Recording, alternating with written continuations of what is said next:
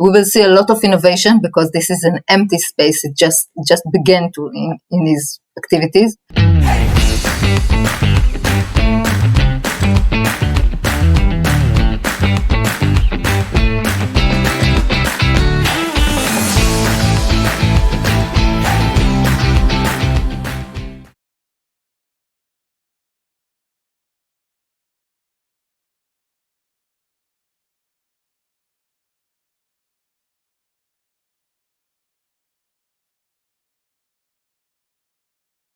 Yael Benvenisti, thank you for being on my show. How are you? I'm fine, thank you. Really great to have you here. I'm going to learn about aging in the next 20 minutes. You're an expert in the longevity space. You're actually named both in 2019 and 2020 one of Israel's top influencers and experts in the longevity space, the CEO of Mediterranean Towers Ventures, but you're also running a private clinic, and you mentioned that that's leftovers from the first degree, so I'll have to understand a little bit why. But yeah, we have to start with the fun fact, because who doesn't like chocolate? What? Me, I hate chocolate. Really, I think I'm unique in that space, but really I cannot eat it. It's like somebody saying that they don't like music. I know, but really, if you want to surprise me, please do not bring chocolate. Bring flowers. It's the I same. love I love it. Okay, yeah. First of all, before we even dive deep into your personal journey, give me a little bit of background as to what is the longevity space? What is this thing called aging 2.0 that you're so passionate about? Okay, well, we all know that the world is getting older. If we are looking what is happening now, there are around 12% of the population that are 60 and above.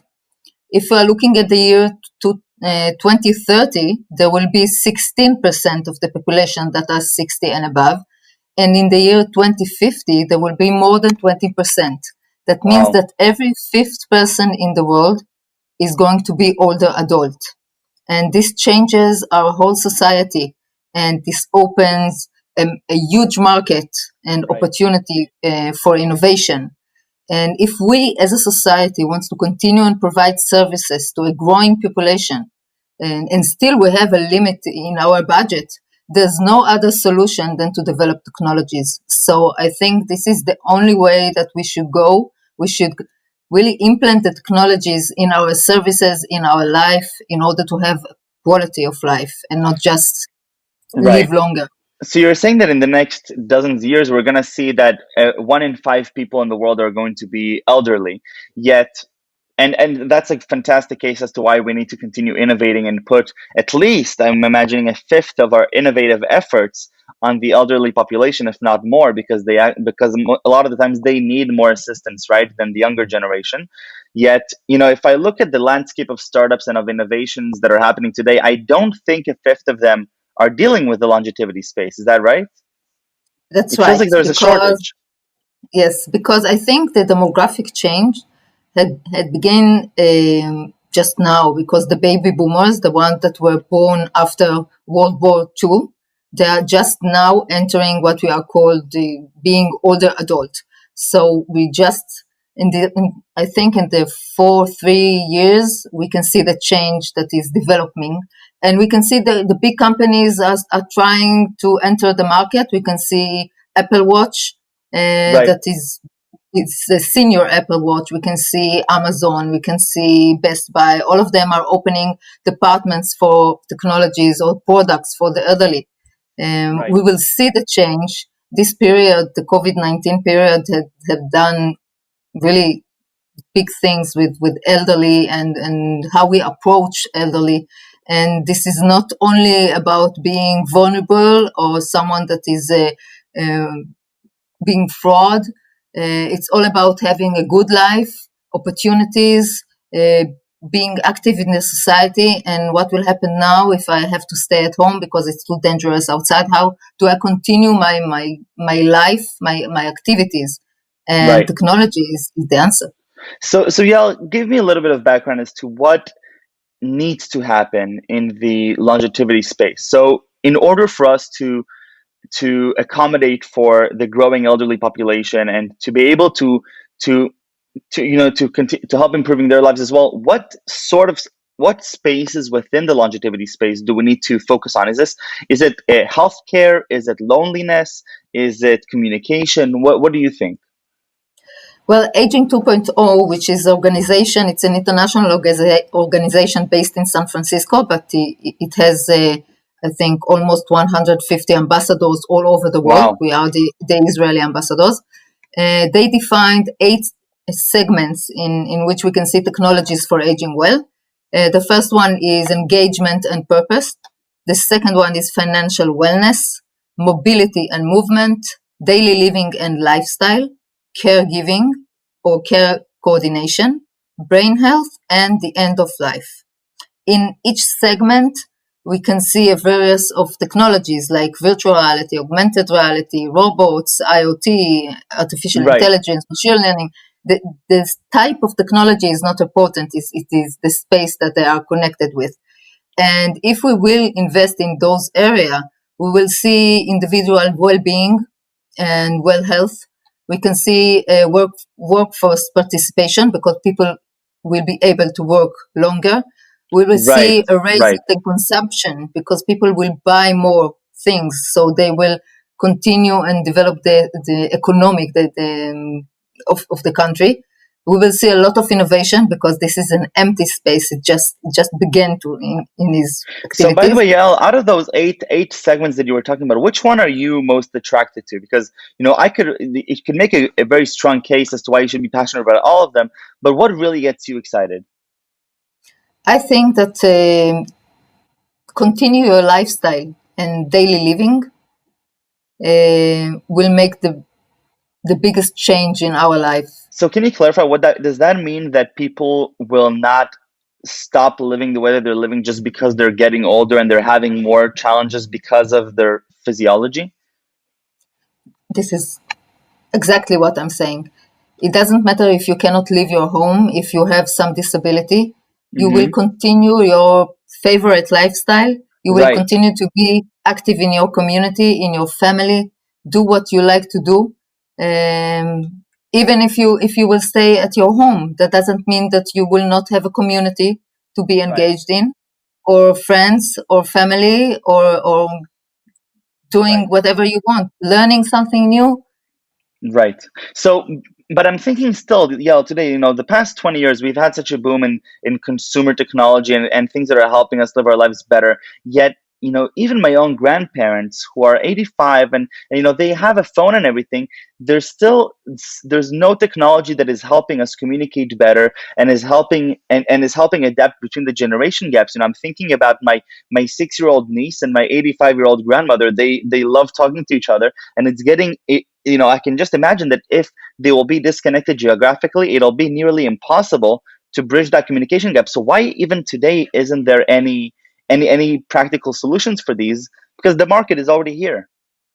Well, there is, but there is a lack of knowledge. There is Ah, a lack of knowledge at your side as a family member, and a lack of knowledge in your grandmother or grandfather side. So we are doing what we can in order to spread the rumor, but it's hard. I personally have a segment in one of the commercial TV channels in one of the morning shows. So I'm trying to spread the rumor that there are solutions. There are wonderful solutions, even for people that are not technologies at all. They really? don't know how to operate a Zoom. They don't know how to push a button. They don't know how to operate the WhatsApp video. There is a technology using the TV screen, or even just using a regular screen that is not a TV, that when you schedule an hour, the video conversation will be open. The Right. person just have to sit in front of the screen, and that's I it. love it. That's all it needs. I actually have to say that I And it works, participated. and the cost is so low. Really, it Right, costs right. around $1 a day. It's nothing, but people do not know. So Right. we No, have no, work I to think do. it's definitely no. I participated in a hackathon here in Palo Alto at Y Combinator a few months ago with my friends from Stanford, and we developed this app where we put a camera on the TV, and when the grandchild calls their grandfather or grandmother on the phone, it it shows on their TV, and then all the elderly person has to do is wave in front of the camera, and it'll open. More for the accessibility side, but we're still shocked that the number of solutions, even if a few do exist, it's still very limited. But yeah, I'd love to learn a little bit more about what you're doing specifically with Mediterranean Towers Ventures, and how specifically you got into this, because you're very young. You can be, you're can be doing anything else than people doing venture capital, yet you're excited about the longevity space, and I have to really understand why. Well, it all started years ago. I was a young physiotherapist working in one of the HMOs, and my grandma was a resident in one of the nursing homes in my hometown. Hmm. And one night, the staff were not they didn't close the bars of the bed properly, and the bars fell down, and she rolled over, and she hit her head No. in the wheelchair that was standing near the bed, and she died from a brain hemorrhage. So at Oh that no. point, I made a decision that this will never happen again. I quit my job. I went to learn rehabilitation and geriatrics and start working in rehabilitation centers and in nursing homes with elderly people, and I just loved it. And I continue looking for solutions that these sort of things will never happen again. And then I joined the society, the Electrical and Electronic Engineering Society in Israel. They opened a new group, Technologies for Aging Well, and I was elected as the chairman. And we started as a 14 people around one table, and we really didn't know what to do. And now we are more than 1,500 members, a very Wow. active ecosystem. We are very proud. We joined Aging 2.0, that is an international organization. And 2 years ago, 2.5 years ago, Mediterranean Towers Venture, which is a publicly traded company, they came to one of our conference and they said that they want to open a CVC, corporate venture capital, and invest in technologies for aging well. Mediterranean Towers Group is a company that is running independent living facilities in Israel. It's Wow. the biggest private independent living facilities in Israel, and we opened a fund. This is the only venture capital in Israel that invests in this space. We are very, very proud. Wow. And we open, even if we don't invest in a company, we open our facilities for focus group or for beta testing, and we try really to give a push to the whole ecosystem in Israel. Right. It sounds like it's beyond just another venture capital firm. This is it's a mission-driven fund that is about the community and about fostering an innovative community in the startup nation to help also motivate more people to create companies in this space. So even if you don't invest, you're actually helping them continuing to grow and develop the relationship with them. It's not just a financial transaction. It's much more about a community, right? Right.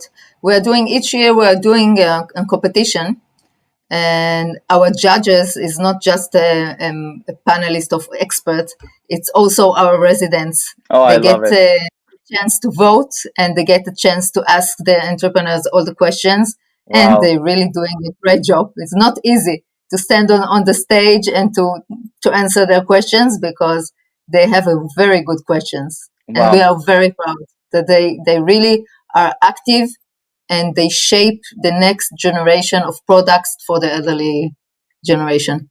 So, putting on the investment hat, are the returns in this space the same as in other spaces like cybersecurity and other consumer technologies? Like, what are the differences between the longevity space and investing exclusively or primarily in the longevity space rather than other funds that may be focusing on other industries? Well, first of all, we are focused in the space and not in the technology. Mm-hmm. So I think we are very young space. Mm-hmm. So the number of exits are really small, but Right. we can see the trend. We can see that all these technologies are raising. When I think 2 years ago we saw most of the companies raising seed money. Now we can see they passed A rounds, Right. and they are continue to developing. We made 3 investments, all of them are now past A rounds. Wow. So we are very proud. And it's only 2 years ago, so it happens Wonderful. fast. We can see the trend. We can see really the potential in this area. It's like fintech 5 years ago. You have to No, be no, I love it. patient, Yeah. but it will happen. Definitely, it will happen. So yeah, for myself and for my friends who are watching this, we're also considering what to start their next venture. And as we know, especially in Israel, it is very common out of the intelligence units to go more into the cybersecurity spaces and those types of fields. But I'd love to hear a few ideas just to get the juices running for young entrepreneurs that are thinking of what to do next. And I want to understand really what are the opportunities in this space. So maybe you can give me, two or three high level ideas of problems that one can tackle in the aging and longevity space using technology. Well, first of all, when we are talking about technologies for aging well, we are talking about a platform that will combine several services because Hmm. you cannot put a lot of devices in your house and use them in the same time. It's too Right. complicated and it's too expensive. So you have to build a platform that will give a service, and the service must solve some need. Right. Cybersecurity is nice, but it doesn't solve a problem for me as an individual. But Right. as an older adult that wants to continue and live his life like he was used to do, it must solve a problem, some need. This is a very big difference. And I think that every entrepreneur that is entering the space must think about who is the customer and Hmm. who is the payer. It's not the same person most of the Right. time, Right. It's and that it's a that's little right. bit complicated. But if I'm comparing this to the younger generation, you must understand that the product that you are selling for a 3 years old child is not the same product that you will sell for a 16 years old child. This Right. is the same as the older adult population. You cannot sell the same product for a 65 years old person or to a 90-year old person. This is a huge population, a lot of segmentation, inner segmentation, especially the ability to perform your activity, how activity you are. You have to segment, to do a good segmentation of the population and know who is your customer, what you are selling, and who will want to pay for it. I think that's fascinating, and I've been thinking quite a bit about this space. And one of the things that really intrigued me is that this space, more so than a lot of others, like you said, a lot of times the person who is using your product is not necessarily the person who's buying the product, and so you have like almost like a two-sided marketplace, and you have to really understand who are the moving players in this puzzle. But it's really really fascinating. Yeah. So I understand, the passion that you're coming in doing this. Do you see yourself staying in this space for a long time? I know that you also are still practicing from your original profession, out of a love for that profession. But do you see yourself continuing with that mission for many years to come, or is this something that you're saying, I want to make a dent now and potentially later I'll move on to different industries? No, I will stay in this industry. It has a huge potential. I saw more than 250 companies in 3 years.